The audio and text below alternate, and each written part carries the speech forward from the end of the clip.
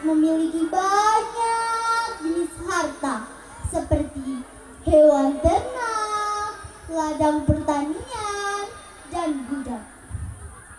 Namun pada suatu hari Allah ingin menguji Nabi Ayub alaihi salam. Jika Allah sedang mencintai suatu kaum, maka Allah akan mengujinya. Jika kita ridha terhadap ujian tersebut, Allah pun akan ridha terhadap kita. Begitu juga sebaliknya, jika kita marah terhadap ujian tersebut, Allah pun akan murka terhadap kita.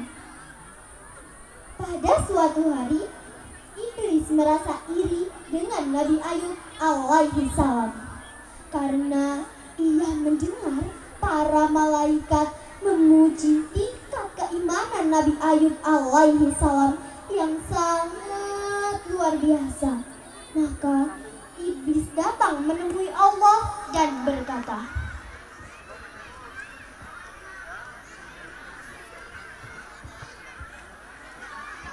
"Hei Tuhan, sesungguhnya Ayub itu tidak ikhlas untuk bersujud kepadamu. Dia hanya menginginkan kekayaan dan putranya sebagai pewarisnya."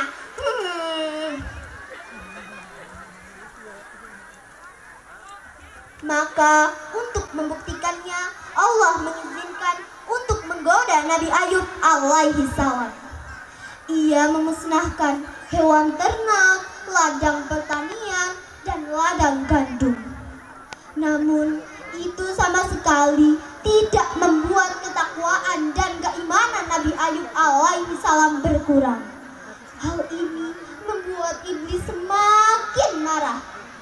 Lalu Iblis mempunyai rencana untuk menggoyang-goyangkan gedung megah milik Nabi Ayub alaihi salam, yang di sana terdapat anak-anak Nabi Ayub alaihi salam.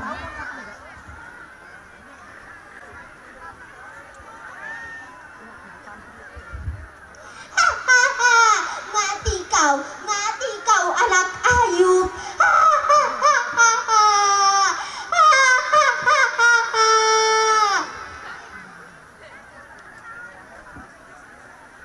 Hal ini membuat anak-anak Nabi Ayub alaihi salam meninggal dunia.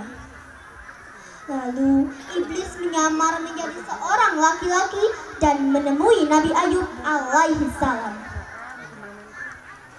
"Hei Ayub, percuma saja kau beribadah kepada Allah.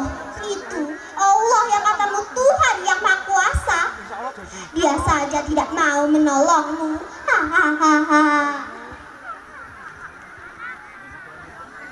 Aku tidak akan tergoda terhadapmu, Iblis. Allah sedang mengujiku. Semua ini atas kuasa Allah Subhanahu wa Ta'ala."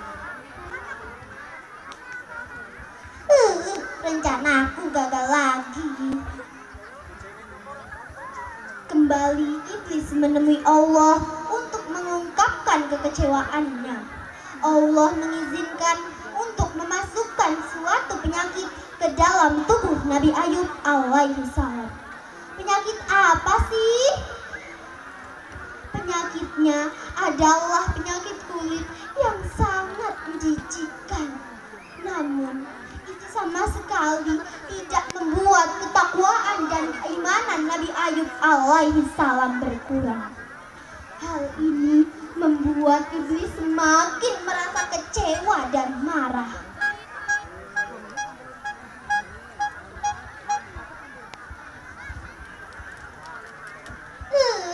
Semua rencana aku gagal lagi. Bagaimana ini? Aku punya ide. Aku akan menggoda istri Ayub. Iya, aku akan menggoda Siti Rahmah. Siti Rahmah.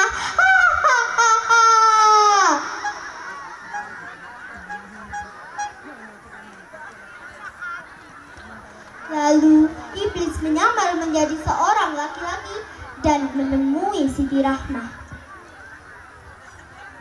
"Hei Rahmah, apakah kamu tidak kesal dengan semua ini? Suamimu Ayub terkena penyakit kulit yang sangat menjijikkan."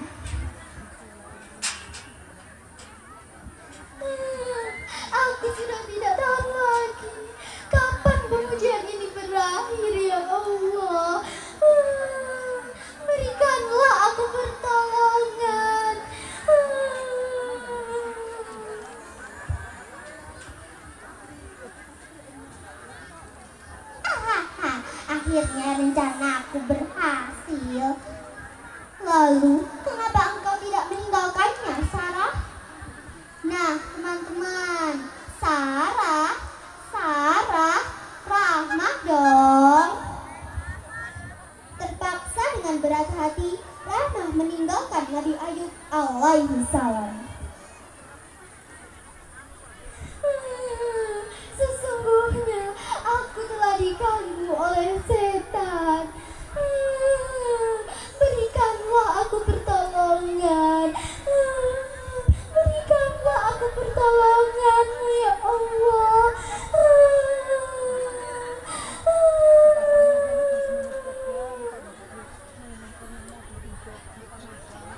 Allah mendengar doa Nabi Ayub alaihi salam. Namun pada suatu hari Nabi Ayub menghentakkan kakinya ke tanah. Wih, subhanallah, ada keajaiban. Muncul aliran air dari hentakan kaki Nabi Ayub alaihi salam. Melihat air-air tersebut, Nabi Ayub segera minum dan mandi. Dan penyakit kulit yang dialami oleh Nabi Ayub alaihi salam sembuh total. Subhanallah. Pada suatu hari, Rahmah memutuskan untuk menemui kembali Nabi Ayub alaihi salam. Sesampainya di sana, Rahmah merasa kebingungan karena yang dihadapinya bukan Nabi Ayub alaihi salam, melainkan lelaki berbadan tegap, kekar, dan tampan. Nah, itulah ceritanya. Akhirnya Allah mengembalikan harta kembali Nabi Ayub alaihi salam dengan berlipat-lipat ganda. Dan Nabi Ayub dan Siti Rahmah pun hidup bahagia selamanya. Nah, itulah cerita kisah Nabi Ayub alaihi salam.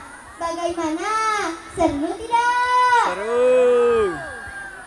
Adapun hikmah yang dapat kita ambil dari cerita ini, yaitu kita harus sabar dalam menghadapi ujian dan cobaan yang diberikan oleh Allah Subhanahu wa Ta'ala. Karena Allah akan menguji umatnya sebagaimana batas kemampuannya. Sebelum Loli menutup cerita ini, saya akan berpantun nih. Bilang cakep ya. Oke. Ada akuarium diisi ikan. Cakep. Dijadikan hiasan di ruang depan. Cakep. Selamat Hari Santri Nasional saya ucapkan. Semoga semakin jaya dan semakin terdepan. Wabillahi taufiq wal hidayah. Wassalamualaikum warahmatullahi